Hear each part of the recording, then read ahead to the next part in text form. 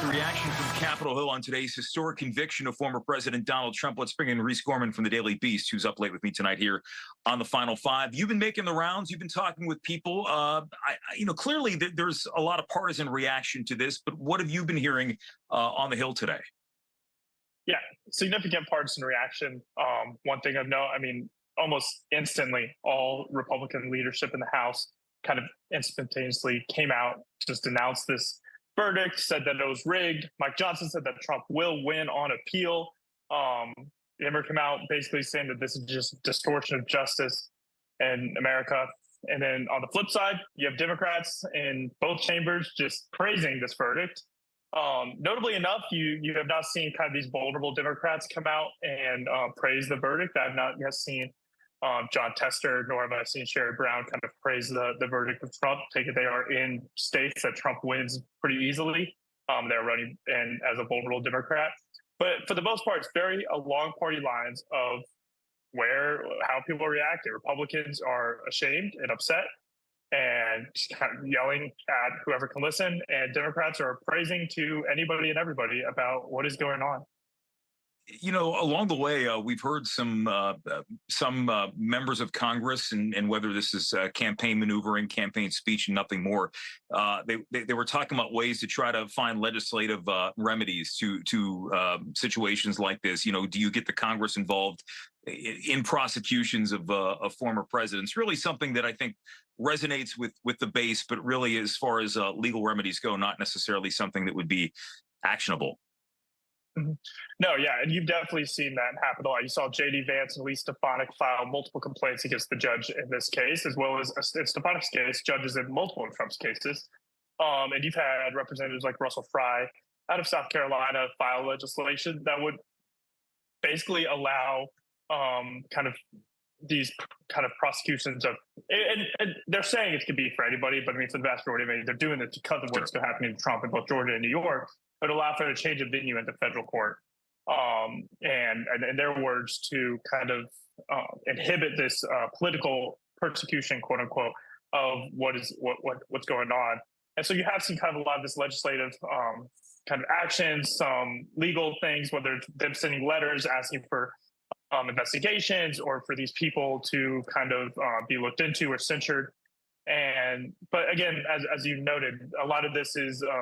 If it's legislation and it says it passes the House, which is not even a sure thing in a slim majority, it's going to go nowhere in the Senate. President Biden would never sign this.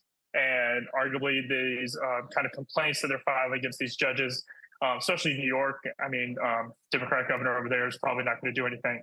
And in Georgia, likely the same thing. So while these look really good for campaign flyers, and if you're trying out for VP, it's not necessarily an ideal, it's not necessarily going to happen in actuality.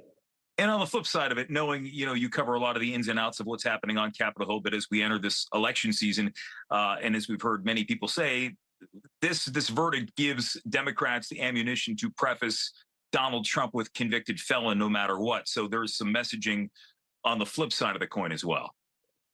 Oh, 100%, yes. And it's also just weird to say. I mean, Trump is a convicted felon now, and it's kind of just still weird to say. But there's 100% that they are going to. I can see Minority Leader Hakeem Jeffries, his first press conference next week, where he refers to Trump as a convicted felon. I mean, he always uses the MAGA movement, MAGA Republicans quite heavily, and now he probably just shift that out for convicted Trump supporters.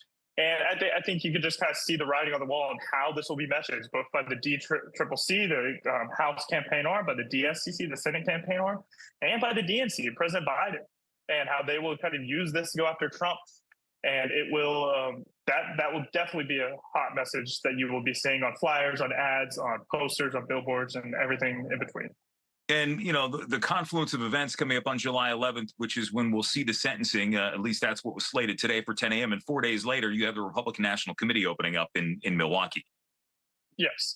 And again, we don't really know what happened. Is Trump going to go to prison? Is Trump going to get locked up? Is he going to get put on house arrest? Would he be on probation? Would he be? And so there's so many options so that could happen. But imagine this case of if he is locked up, he won't be able to go to the RNC. And even if he gets put on house arrest, he still won't be able to go to RNC.